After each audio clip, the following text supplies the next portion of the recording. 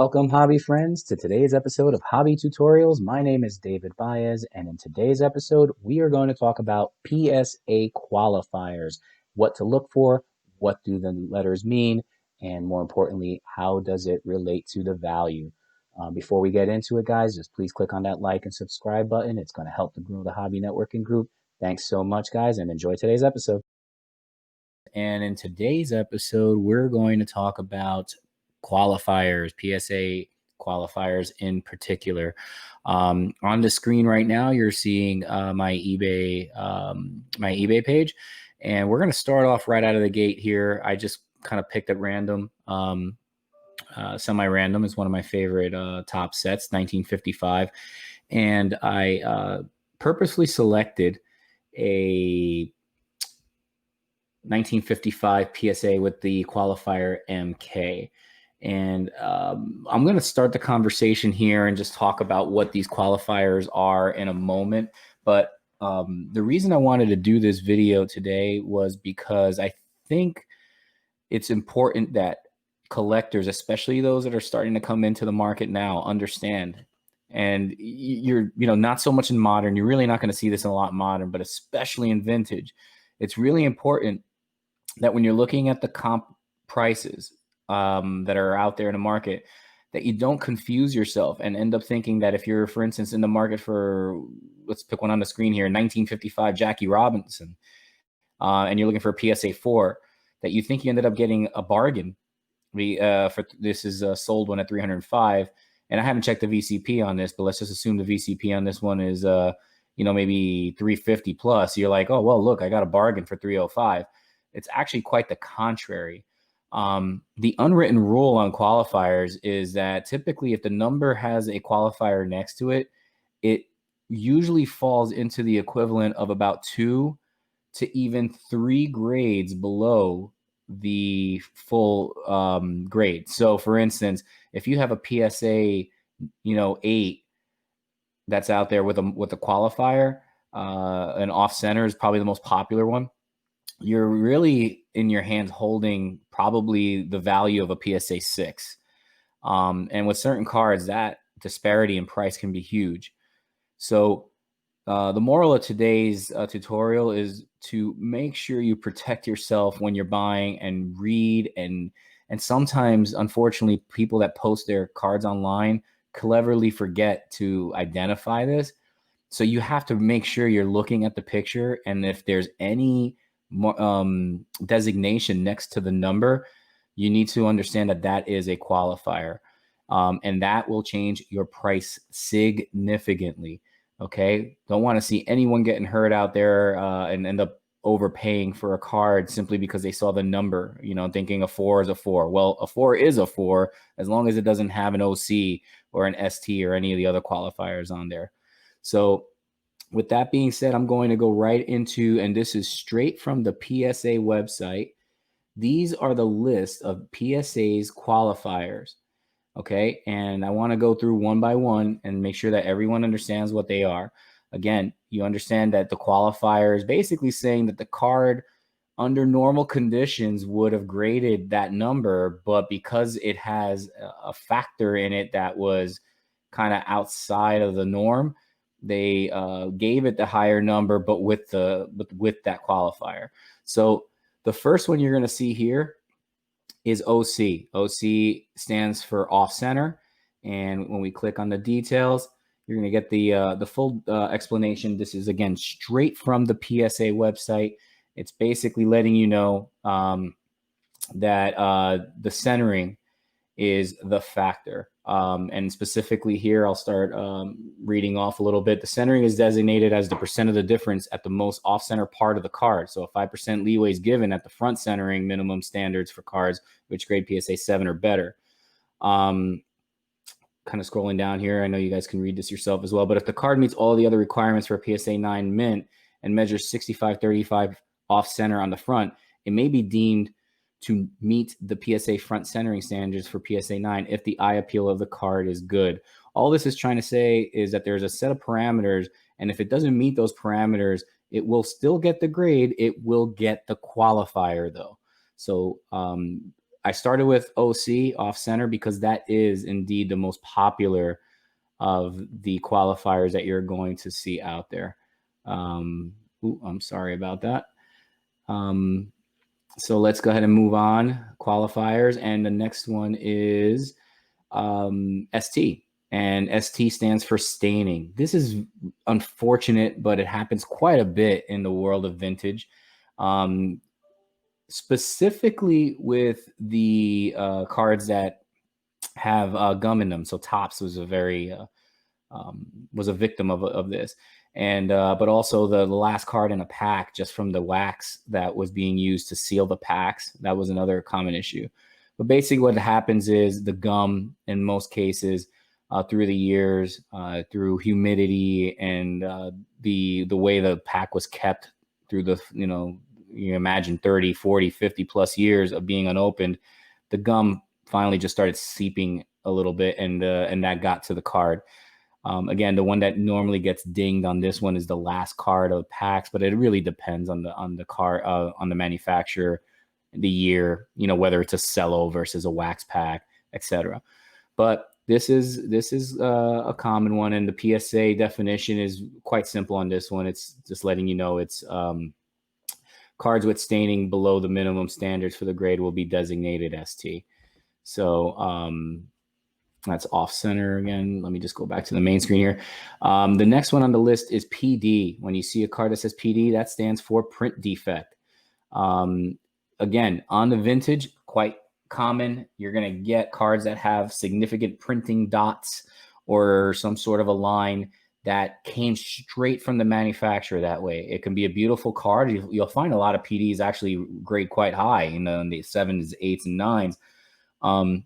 But they just don't, and in this case, you see the example here. This card's very nicely centered, and under normal circumstances would have had a, probably even a 9 status, shooting to 10. But in this case, there was too many defects. So the printing defects will designate a PD.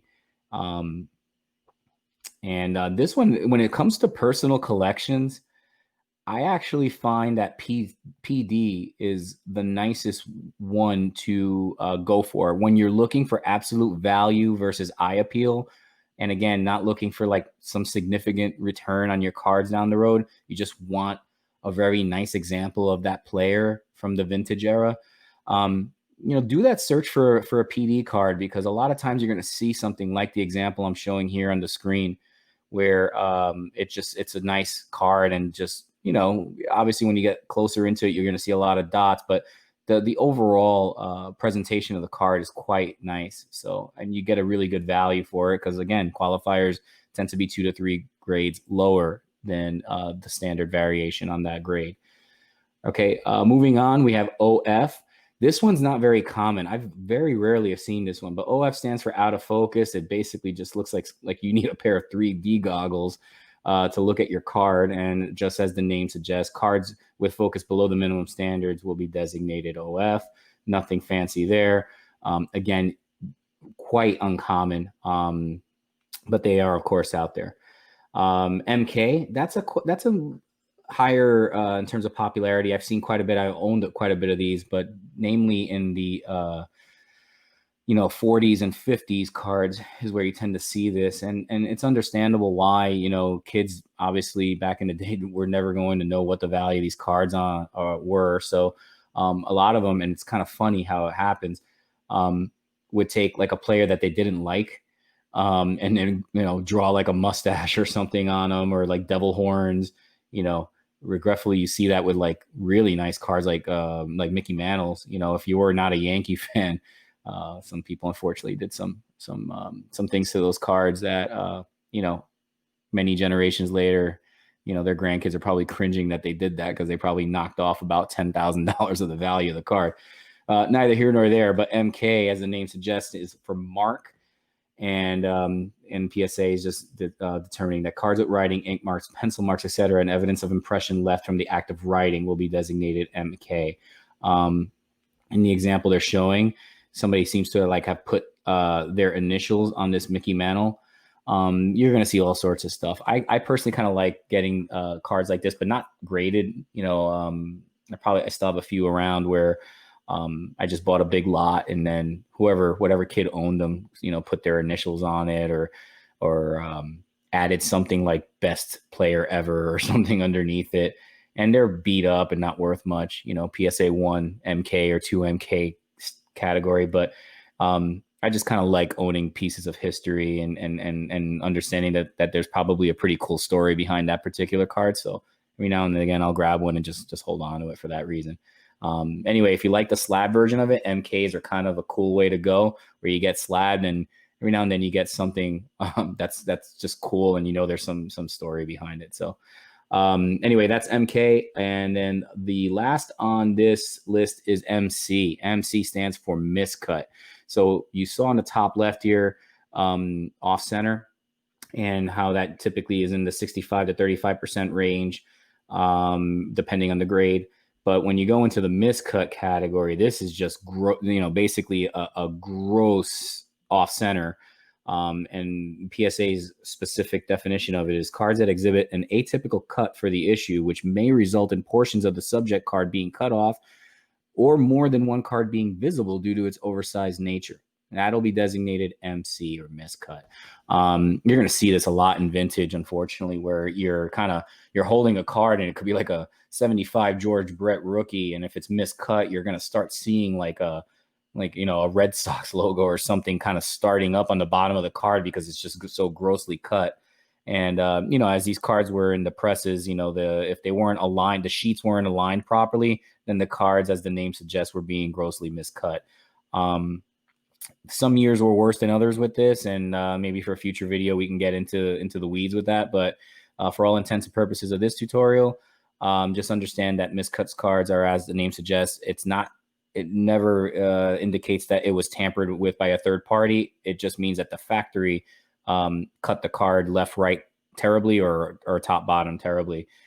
Sometimes you get a miscut where the front of the card is spot on, but the back of the card is just god awful, and it has like statistics for two players, halfway through the card. So, be on the lookout for that as well, where you might, again, for your personal collection, you get a beautiful front card and then the back is just way off. But, maybe for your PC, you just want the front to look nice and you get a good value on an MC card. So, that's it doesn't happen that often, but occasionally you'll see something out there. So that kind of covers all the qualifiers. And again, the big point of today's tutorial is just to make sure that you guys understand this, and more importantly, when you go into eBay, that you understand that these do exist. They're out there, and they can be mislabeled on a description. And I just want to, it's really important that you know this so that you don't end up getting duped. Unfortunately, there's a lot of sellers that will leave this information out, and as a result, you end up way overpaying for a card. So that's why I wanted to put this video together. Sometimes they just accidentally come up. If you put the search a certain way, it might just come up with one of them on the list, and you're just kind of hit the buy it now button way too quickly before noticing that it was a qualifier card. So this was also just kind of a warning, to be careful with that. So I hope you guys find this video useful. I'll stop it there. And, don't forget to hit the like button and subscribe button. And thanks again for watching. Take care. Thanks for watching today's episode, guys. Before you go, real quick, if you could click that like button and that subscribe button for me, I will greatly appreciate it, guys. It's just going to help grow the hobby networking group. And I promise I'm going to keep on bringing that awesome content your way. I'll be watching those comments. Let me know what you guys want, and I will do my best to deliver, guys. Thank you so much. Very humble for your time. Very appreciative. Go on hobbynetworkgroup.com. You'll see we're on Twitter. We are on Instagram. Very soon on Facebook, as well as podcasts to come super soon. And I'll share those links on the website. Thanks again, guys, and have a great day. Take care.